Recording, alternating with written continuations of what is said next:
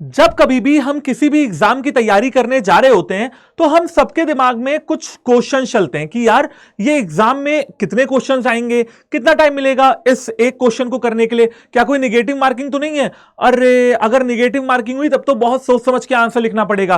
भाई reading time मिलता है कि नहीं मिलता है। तो बच्चों सीए फाउंडेशन का अगर आप एग्जाम देने जा रहे हो तो आप लोगों को एग्जाम पैटर्न पता होना चाहिए, क्योंकि उसी हिसाब से आप अपनी पूरी प्रिपरेशन करोगे, आप अपनी पूरी प्रैक्टिस करोगे, आप बहुत सारे टेस्ट दोगे और उसी हिसाब से आप वही माइंडसेट लेके अपने एग्जाम में बैठने के लिए जाओगे कि हां भाई मुझे इतने क्वेश्चन मिल रहे हैं और इस तरीके के क्वेश्चन होने वाले हैं। तो भाई मेरा नाम है हर्ष और मैं आप सभी का बहुत बहुत वेलकम करता हूं एकाग्रता सीए के इस चैनल पे। तो चलिए शुरू करते हैं और आज आपको बता देता हूं कि भाई क्या एग्जाम पैटर्न सीए फाउंडेशन का होने वाला है। तो भाई सबसे पहला बच्चों एक बात का ध्यान रखना आप लोग कि आपके 4 पेपर होते हैं सीए फाउंडेशन में। पेपर 1 होता है आपका अकाउंटिंग, पेपर 2 होता है आपका बिजनेस लॉ, पेपर 3 होता है आपका क्वांटिटेटिव एप्टीट्यूड जिसको आप लोग मैथमेटिक्स भी बोलते हो, मैथ्स भी बोलते हो, और पेपर 4 आता है बच्चों इकोनॉमिक्स का। तो चलिए सबसे पहले हम लोग बात करते हैं पेपर 1 यानी कि अकाउंटिंग की। अब देखो आप सबको पता है जो बच्चे कॉमर्स बैकग्राउंड के हैं 11th 12th में अकाउंटिंग जो है पढ़ के आए हैं,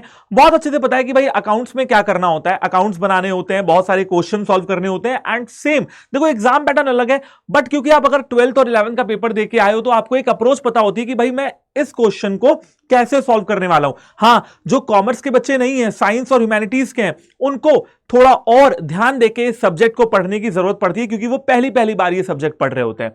तो देखो भैया ऐसा है कि जब मैं अकाउंटिंग की बात करता हूं तो अकाउंटिंग का जो एग्जाम है वो सब्जेक्टिव होता है ना, यानी कि आपको प्रॉपर क्वेश्चन के आंसर्स देके आना है। दूसरी चीज इसमें आपको बेटा 6 क्वेश्चंस देखने के लिए मिलेंगे। 6 क्वेश्चंस में से आपको 5 क्वेश्चंस करने हैं। ध्यान रखिएगा क्वेश्चन नंबर 1 कंपलसरी आपको करना ही करना पड़ेगा, यानी कि जो बाकी के बचे हुए 5 क्वेश्चन है उसमें से आपको 4 क्वेश्चन करने होंगे। तो क्वेश्चन नंबर 1 कंपलसरी है और 5 क्वेश्चन में से 4 क्वेश्चन करोगे तो टोटल 5 क्वेश्चन आपके हो जाएंगे, एक ये और 4 ये। तो आपको 5 क्वेश्चन का यहां पे आंसर देना होता है और बेटा ध्यान रखिएगा एक क्वेश्चन आपका 20 नंबर का होता है, तो टोटल ये जो पेपर है आपका 100 नंबर का बनता है। ठीक है, इसके अलावा 3 घंटे का आपको समय मिलता है, 3 आवर्स का टाइम आपको मिल जाएगा और स्टेप मार्किंग भी होती है बेटा अकाउंटिंग के पेपर में।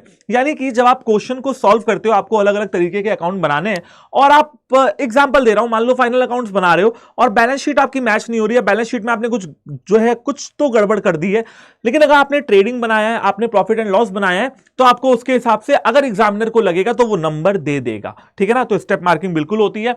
और तीसरी इंपॉर्टेंट चीज बेटा रीडिंग टाइम मिलता है आपको 15 मिनट का। कितने मिनट का भाई? 15 मिनट का आपको रीडिंग टाइम भी यहां पे मिलता है। पेपर 2 की बात करते हैं। पेपर 2 बिल्कुल हूबहू अकाउंट्स की तरह ही होता है, बहुत ज्यादा डिफरेंसेस नहीं है, बट हाँ ये है कि लॉ तो भैया सभी के लिए नया है ना। अब चाहे कॉमर्स का बच्चा हो, चाहे ह्यूमैनिटीज का हो और चाहे फिर साइंस का बच्चा हो। तो देखो 3 घंटे का समय मिलेगा लॉ के पेपर में, रीडिंग टाइम बिल्कुल मिलेगा, ऑफ कोर्स मिलेगा भाई, 15 मिनट का रीडिंग टाइम मिल जाएगा। इसके अलावा सब्जेक्टिव क्वेश्चंस आपको यहां पे देखने के लिए मिलेंगे। इसके अलावा 6 क्वेश्चंस करने होते हैं और इसके अलावा 6 में से 5 क्वेश्चन करने, इसमें भी क्वेश्चन नंबर 1 आपको कंपलसरीली करना होता है, यानी कि बाकी के बचे हुए 5 क्वेश्चंस में से आपको 4 क्वेश्चन करना है। तो अगेन 4 क्वेश्चन ये और 1 क्वेश्चन ये, टोटल आपका 5 क्वेश्चन बनते हैं। आगे देखते हैं। देखो अब बात करते हैं पेपर 3 की, क्वांटिटेटिव एप्टीट्यूड की यानी कि मैथमेटिक्स की। अब यहां तक कहानी क्या थी? सब्जेक्टिव की थी और यहां पे रीडिंग टाइम भी मिल रहा था, यहां पे नेगेटिव मार्किंग भी नहीं थी, लेकिन यहां से बिल्कुल वक्त बदल गया, जज्बात बदल गए, हालात बदल गए ना, वैसा वाला हो जाएगा।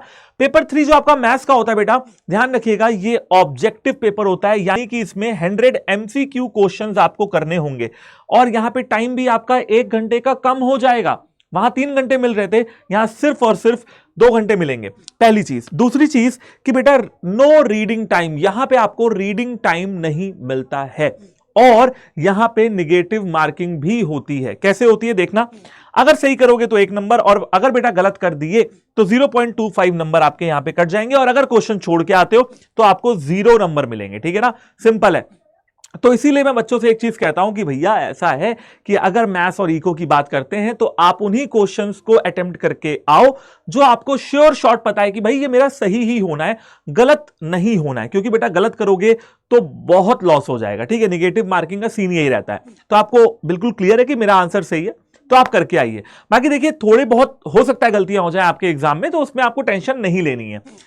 बात करते हैं इकोनॉमिक्स की। इकोनॉमिक्स का सीन बिल्कुल मैच जैसा होता है, ऑब्जेक्टिव क्वेश्चंस आते हैं, 100 एमसीक्यूज होते हैं, 2 आवर्स का समय मिलता है। सही करोगे तो 1 नंबर, गलत करोगे तो 0.25 कट जाएंगे और छोड़ के आ जाओगे तो 0 नंबर मिलेगा। और इसमें कोई रीडिंग टाइम नहीं है, 2 आवर्स का 2 घंटे का समय मिलता है। ये तो हो गई बेटा एग्जाम पैटर्न की बात। चलिए समझते हैं कि हमारा जो वो होता है ना एलिजिबिलिटी की, मतलब मैं पास कैसे होऊंगा, मैं कितने नंबर लाऊं तो मैं पास हो जाऊंगा। ध्यान से समझना बेटा, सीए फाउंडेशन में आपको अगर पास होना है तो सारे पेपर से मिला के, यानी कि पेपर 1 हो आपका, ठीक है, 2 हो, 3 हो और चाहे तो 4 हो, ये चारों पेपर में आपका जो टोटल एग्रीगेट होना चाहिए वो 200 मार्क्स का होना चाहिए, है ना, आउट ऑफ 400, क्योंकि सारे के सारे जो आपके सब्जेक्ट हैं वो 100 नंबर के होते हैं। और पर सब्जेक्ट में आपको 40 मार्क्स भी लाने पड़ेंगे, है ना। 40 मार्क्स से कम लाओगे बेटा तो भी नहीं निकलेगा पेपर, और 200 से कम लाओगे तो भी आपका पेपर नहीं निकलेगा। यानी कि आपको 2 चीजों पे फोकस करना होगा। पहला तो ये कि मैं किसी भी सब्जेक्ट को कम मत समझूं, किसी भी सब्जेक्ट में ओवर कॉन्फिडेंट होने की जरूरत नहीं है, सबको इक्वल टाइम देने की जरूरत है, सबको अच्छे से पढ़ने की जरूरत है। हां, मैं मानता हूं कि बच्चों के लिए लॉ और मैथ्स थोड़ा सा नया होता है, तो आप ठीक है, आप उसमें मतलब डेली का 1 घंटा ज्यादा दे दो, डेली का आधा घंटा ज्यादा दे दो, बट अकाउंटिंग और इकोनॉमिक्स को भी पीछे नहीं छोड़ना है, क्योंकि 40 नंबर तो आपको मिनिमम हर सब्जेक्ट में लाने ही लाने, तो इतना तो पढ़ना ही है ना। बाकी भाई आपका है कि भाई मेरे को ऑल इंडिया रैंक लाना है, मेरे को बहुत अच्छे नंबर से पास होना है, तो आपको उस हिसाब से अपनी पढ़ाई करनी पड़ेगी, ठीक है। और इस वीडियो में हम लोग ये तो बात नहीं करने वाले हैं कि कितने घंटे पढ़ने चाहिए या इसका कुछ और वीडियो बना दूंगा। अभी सिर्फ एग्जाम पैटर्न और एलिजिबिलिटी क्राइटेरिया पे ही स्टक रहता है, ठीक है ना। और इसके अलावा बेटा 400 नंबर का जो आपका पेपर होगा उसमें से आपको 200 मार्क्स लाने होंगे अगर आपको अपना सीए फाउंडेशन का एग्जाम क्रैक करना है। सो आई होप बच्चा पार्टी की आप सभी को यह वीडियो अच्छी लगी होगी, इंफॉर्मेटिव लगी होगी। एग्जाम पैटर्न से रिलेटेड कुछ भी और पूछना हो, कुछ भी, तो प्लीज मुझे बताना। और हां, सीए फाउंडेशन है ना भाई, जो पेपर होता है वो 2 PM से लेकर 3 PM सॉरी ये 5 PM तक होता है जब आपका 3 घंटे का होता है, और ये 2 PM से लेकर 4 PM तक होता है जब आपके 2 घंटे के पेपर होते हैं। यानी कि सॉरी ये 4 PM तक होता है, यानी कि आपके मैथ्स और इकोनॉमिक्स में ये टाइमिंग रहेगा, पेपर 1 और पेपर 2 में ये टाइमिंग रहेगा, और पेपर 3 और पेपर 4 में आपका ये टाइमिंग रहेगा। ध्यान रखिएगा, इन दोनों पेपर्स में आपको 145 पे ही अपना जो आपका क्वेश्चन पेपर है वो मिल जाता है, यानी कि 15 मिनट का आपको रीडिंग टाइम भी दिया जाता है। लेकिन यहां पे ऐसा कुछ आपको देखने के लिए नहीं मिलेगा।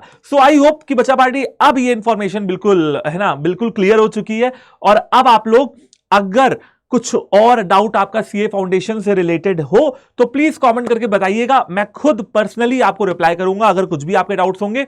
और अगर मुझसे किसी और वीडियो के बारे में कुछ, मतलब किसी और टॉपिक के बारे में कुछ पूछना हो तो प्लीज कमेंट करके बताना। सो आई होप कि आप सभी, और हां मेक श्योर कि एकाग्रता सीए से जितने भी बच्चे पढ़ रहे हो, है ना, एकाग्रता सीए से जितने भी बच्चे पढ़ रहे हैं, चाहे वो पेड बैचेस के हैं, चाहे वो यूट्यूब पे पढ़ रहे हैं, भाई इस बार सीए फाउंडेशन क्रैक करना है, हम सब आपके साथ हैं। कुछ भी रिक्वायरमेंट हो आपकी पढ़ाई से रिलेटेड, नोट से रिलेटेड, तो प्लीज कमेंट करके बताइए। We are always there. Thank you so much, all the very best and जय हिंद।